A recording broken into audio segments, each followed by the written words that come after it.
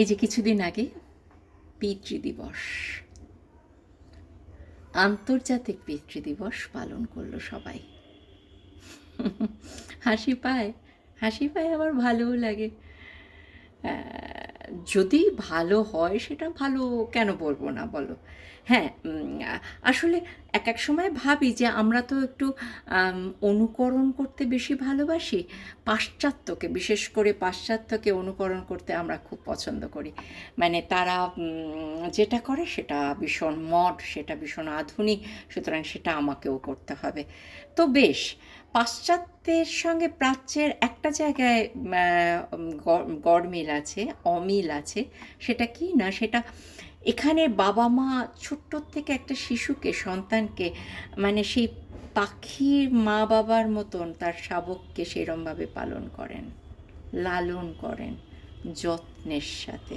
তাই বলে ও দেশের বাবা মা কি লালন করেন না? করেন, কিন্তু একটা সার্টেন স্টেজ অবধি। তারপরে কিন্তু তারা এই জনসমুদ্রের মধ্যে তাকে ছেড়ে দেওয়া হয়, যে যাবতীয় সব কিছুর দায়িত্ব নিজের মাথায় নিয়ে তুমি নিজের জীবন নিজে কিভাবে কাটাবে সেটা তোমাকেই ঠিক করতে হবে। এই এই মানে ইয়েতেই তারা অভ্যস্ত হয়। এই কি বলবো, এই ধারাতেই তারা অভ্যস্ত হয়। ফলে বাবা মাদের সাথে সন্তানের একটা দূরত্ব তৈরি হয়, যেটা এখানে অতটা নয়। কিন্তু আজকাল তো দেখো, আজকাল তো ছেলেমেয়েরা পড়াশোনার সুবাদেই হোক বা চাকরির সুবাদেই হোক, বাবা মাকে ছেড়ে অনেক দূরে তারা থাকেন, থাকতে হয় তাদের, তাই না? তো সেই কারণে যদি একটা দিন এরকম আনুষ্ঠানিকভাবে বাবাকে বলি যে বাবা আমি তোমাকে ভীষণ ভালোবাসি, তাহলে কোন বাবার না ভালো লাগে বলো? তো সেই রকমভাবে আজকাল ফাদার্স ডেটা এখানে বেশ প্রচলিত হয়ে গেছে, আমরাও বেশ এনজয় করি। কিন্তু আমার একটা কথা যেটা বলার, যে দেখো, হ্যাঁ, মা, একজন মা 10 মাস একটা সন্তানকে গর্ভে ধারণ করে আছেন, বহন করে চলছেন। আচ্ছা, জন্মানোর পর থেকে 25-26 বছর পর্যন্ত যতদিন না সেই সন্তান স্বাবলম্বী হচ্ছেন, একজন বাবাই তো তাকে বহন করেন। তবু কেন বাবারা ভালোবাসার ক্ষেত্রে পিছিয়ে থাকবেন? মা হয়তো তার সমস্ত আবদার মেনে তার পছন্দ মতন রান্না, তার পছন্দ মতন সাজগোজ তাকে এগিয়ে দেন, কিন্তু যোগান তো দেন একজন বাবা। সেটা ভুলে গেলে চলবে কেন? আজকে তোমার স্কুল কলেজ, সেখানে তোমার যাবতীয় যা যা জিনিস প্রয়োজন, এই সব কিছু তো যোগান দিচ্ছেন একজন বাবা। তবু ভালোবাসার ক্ষেত্রে মা প্রায়োরিটি পাবে কেন সব সময়? হ্যাঁ, মা হয়তো একটু বেশি এক্সপ্রেসিভ, বাবা হয়তো অতটা নন। বাবা হয়তো একটা গাম্ভীর্যের আড়ালে বাবা নিজেকে লুকিয়ে রাখেন, রাখতেই হয়, কারণ বেশি আদর দিলে বাঁদর তৈরি হয়, এটা তো প্রচলিতই আছে কথাটা। তাই বাবাকে একটু স্ট্রিক্ট থাকতেই হয় সব ব্যাপারে। কিন্তু ওই প্রাচীরটা যেদিন ভেঙে যায়, প্রাচীরের ইট পলেস্তারা যেদিন খসে যায়, দেখবে সেদিন বাবার বুকের ভেতরে জমানো ফুলগুধারা ভালোবাসার লাভা স্রোত বেরিয়ে আসে, তাই না? বাবাও কিন্তু কাঁদেন, বাবাও কিন্তু ছেলে মেয়ের সাফল্যে বাবাও কিন্তু আনন্দ পান। ছেলে মেয়ের ব্যর্থতা বাবার বুকটাকে তছনছ করে দেয়, চুরমার করে ভেঙে দেয়। আর সেই সময় বাবাই কিন্তু পিঠে হাত রেখে বলেন, চিন্তা কিসের, কেন এত ভাবছিস, আমি তো রয়েছি, আমি রয়েছি, আমি তোকে সাপোর্ট দিয়ে যাব যতদিন আমি আছি, তুই চিন্তা করিস না, আবার লেগে পড়। এই যে সাপোর্ট, মনে হয় না তখন আমার কিসের অভাব, আমার মাথার উপরে এক আকাশ ছাদ আছে, আমার বাবা আছে। যাবতীয় ঝড়, যাবতীয় জল থেকে যত বিপদ আসুক না কেন, আমার যত উত্থান বা আমার যত ফেলিওরই আসুক না কেন, বাবা ঠিক আছেন আমার পেছনে।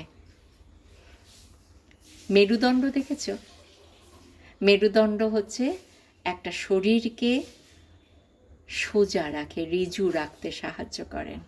তারা কিন্তু পেছনে থাকেন, তুমি মেরুদণ্ডকে সামনে থেকে দেখতে পাবে না, কিন্তু তোমার শরীরের যাবতীয় লালিত্য সমস্ত কিন্তু ওই মেরুদণ্ডটার জন্য।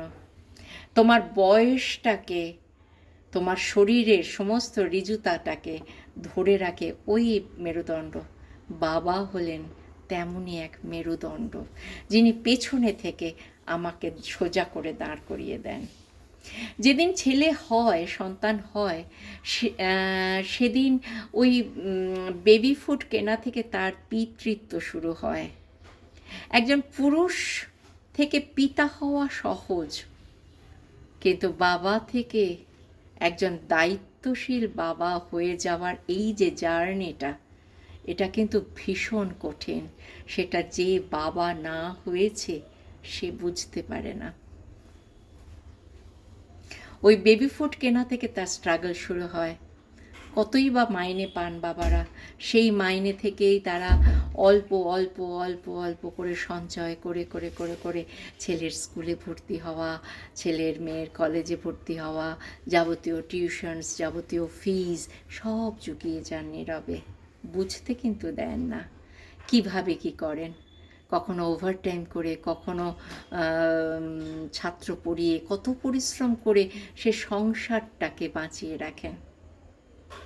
এরাই হলেন বাবা। মা হয়তো আবেগে অনেক সময় অনেক কথা বলে ফেলেন, অনেক কান্নাকাটি করে তার দুঃখ, তার রাগ, তার ঝাল তার প্রকাশ করে ফেলেন। বাবারা কিন্তু করতে পারেন না। কার উপরে করবেন? বাবারা চিরকাল নিভৃতে থাকেন, নিভৃতেই রয়ে যান। দেখবে ছেলেমেয়েরা বড় হয়ে গিয়ে যখন বাইরে চলে যায়, ফোনটা করলেই প্রথমে মা কি করছে গো? কেন? বাবা নেই, বাবার সঙ্গে একটু গল্প করা যায় না? এতদিন যখন সাপোর্টের দরকার ছিল তখন বাবা, আর যেই সাপোর্টের প্রয়োজনটা ফুরিয়ে গেল, এখন তুমি দাঁড়িয়ে পড়েছ, এখন সব মা। এই ছোট ছোট দুঃখগুলো কি বাবারা পান না? হয়তো পান না, হয়তো বাবারা এই ত্যাগটুকু স্বীকার করে নিয়েই সুখে থাকেন। নইলে মার আলমারি ভরা গুচ্ছ গুচ্ছ শাড়ি, উপচে পড়া শাড়ি, ছেলের আলমারি ভরা যাবতীয় ব্র্যান্ডের জিনিসপত্র, জুতো, মোবাইল, ল্যাপটপ, সব কিছু, দামি সানগ্লাস, ঘড়ি সব আছে, বাবার থাকে না কেন? বাবাদের বললেও বাবারা কেনেন না। ঠিক আছে, আমার যা আছে বেশ আছে, এটা যেন সমস্ত বাবারই একটাই বলি। কিন্তু বাবারাও কিন্তু ভালোবাসেন। বাবারাও যদি এরকম পান, ছেলেমেয়েরা আদর করে তাকে দোকানে নিয়ে গিয়ে জিনিসপত্র কিনে দিচ্ছেন, বাবা কি ফেলে দেবেন? না, বাবারাও ভালোবাসেন। হয়তো ছেলের কষ্ট হবে ভেবে বাবারা চুপচাপ থাকেন। তা এমন বাবা যাদের, সেই বাবাকে যদি একদিন অন্তত আনুষ্ঠানিকভাবেই কৃতজ্ঞতা স্বীকার করি যে তোমাদের মানে বাবা মায়ের ভালোবাসার ফলশ্রুতি হিসেবেই তো আমরা এই বিশ্বরূপের খেলাঘরে এসে খেলা করছি, এই অপরূপকে দু চোখ মেলে দেখতে পাচ্ছি, এই সমস্ত কিছু, এই পৃথিবীটাকে দেখার স্বাদ, যা কিছু না পাওয়া সব কিছু পেলাম তো তোমার জন্যই। তোমাকে বড় ভালোবাসি, এই স্বীকৃতিটুকু দেওয়ার জন্য ফাদার্স ডে জিন্দাবাদ, তাই না?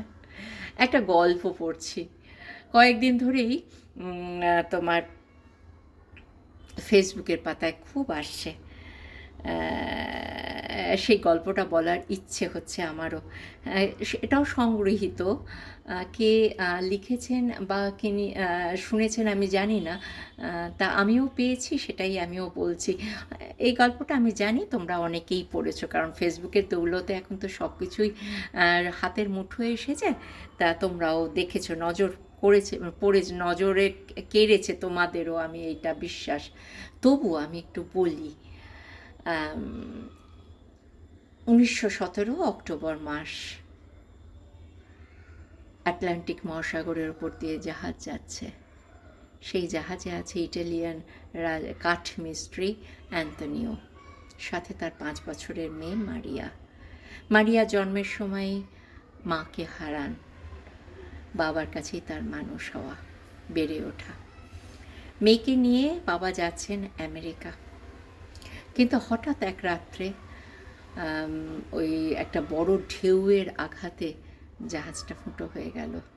জাহাজ একদিকে হেলে গেল, জল ঢুকছে জাহাজের ভেতর দিয়ে, সমুদ্রের জল হু হু করে ঢুকছে।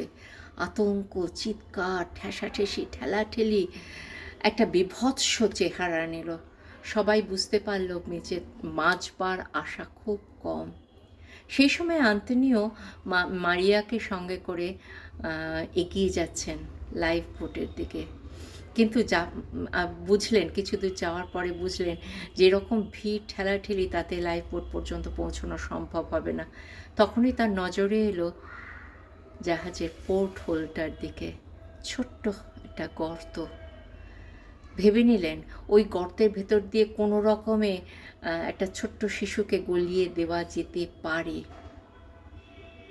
ভাবা মাত্র তিনি মেয়েটাকে জড়িয়ে ধরে ওই পোর্ট হোলের দিকে এগিয়ে গেলেন।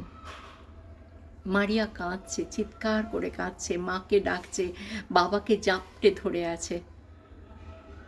কিন্তু বাবাও শেষবারের মতন মেয়েটাকে একবার দেখে নিয়ে ওই পোর্ট হোল দিয়ে ঠেলে ফেলে দিলেন ওই আটলান্টিকের বরফ শীতল জলের মধ্যে। মারিয়া চিৎকার করে কাঁদতে কাঁদতে কাঁদতে কাঁদতে চুপ করে ডুবে গেল, মানে পড়ে গেল সমুদ্রের জলে।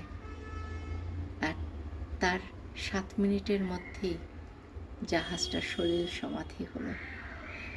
117 যাত্রীসহ সেই অ্যান্তনিও মারা গেলেন, আর কেউ তার খোঁজ পায়নি। মারিয়া উদ্ধার পেল ওই লাইফ সেভারদের হাতে, মানে তাদের সহযোগিতায় সে উদ্ধার হলো, মানে তার শরীরটা উদ্ধার হলো। তখনও সে জীবিত, কিন্তু সে ভীষণভাবে ট্রমাটাইজড। তার সমানেই তার খালি মনে হচ্ছে বাবা তাকে ঠেলে ফেলে দিলেন। কেন? বাবা কি তাকে পছন্দ করেন না? তা মেয়ে হওয়ার জন্যই তার এই অবনতি, মানে এই পরিণতি? সে কিছুতেই মেনে নিতে পারল না। এই ট্রমাটাইজড অবস্থায় সে বহুক্ষণ, কারণ আমেরিকা তার কাছে নতুন, সে ইংরেজি একটা কিছু জানে না, কাউকে চেনে না। এই রকম একটা জায়গায় সে একদম এরকম একা একা, সে স্বাভাবিকভাবেই খুব আতঙ্কগ্রস্ত। 25টা বছর লেগেছিল। এই 25 বছর ধরে সে বদ্ধমূল ধারণা নিয়েই বেঁচেছিল যে বাবা তাকে ইচ্ছে করে ফেলে দিয়েছিল ওই সমুদ্রের জলে। বাবা তাকে চায়নি, তাই বাবা এই সিদ্ধান্ত নিয়েছিলেন। 25 বছর পরে যখন তার 30 বছর হলো, মানে 5 বছর থেকে এই 25 বছর, মানে 30 বছর বয়সে সে সত্যিটা জানতে পারল যে বাবা তাকে বাঁচানোর জন্যই তাকে ফেলে দিয়েছিল। নিজে মৃত্যুবরণ করে নিয়ে মেয়েটাকে বাঁচানোর জন্য শেষ চেষ্টা করতে ও তাকে সমুদ্রের জলে ওই পোর্টহোল দিয়ে ফেলে দিয়েছিল। 92 বছর অবধি মারিয়া বেঁচে ছিল। তখন তার ভরা সংসার, 4 সন্তান, অসংখ্য নাতি নাতনি, প্রপৌত্র প্রপৌত্রী, এই নিয়ে প্রায় 32 জনের সংসার, 31-32 জনের সংসার। আজ আন্তনিওর ওই একটা সিদ্ধান্ত এতজন সদস্যকে বাঁচাতে সাহায্য করেছিল, এমন একটা সংসার উপহার দিতে সাহায্য করেছিল। তাই আজ সেই 30 বছর পর থেকে যতবার তার জন্মদিন এসেছে, ততবার সে বাবার কাছে চিরকৃতজ্ঞ হয়ে নতমস্তকে ধন্যবাদ জানিয়েছে যে তোমার জন্যই আজকে আমি এই সংসার পেয়েছি। তুমি আমাকে ওই যে আলোর দিকে সাঁতার কাটার কথা বলে আমাকে ছুঁড়ে দিয়েছিলে সমুদ্রের মধ্যে বাঁচবার জন্য, আমি আজও সেই আলোর দিকেই সাঁতার কেটে চলেছি।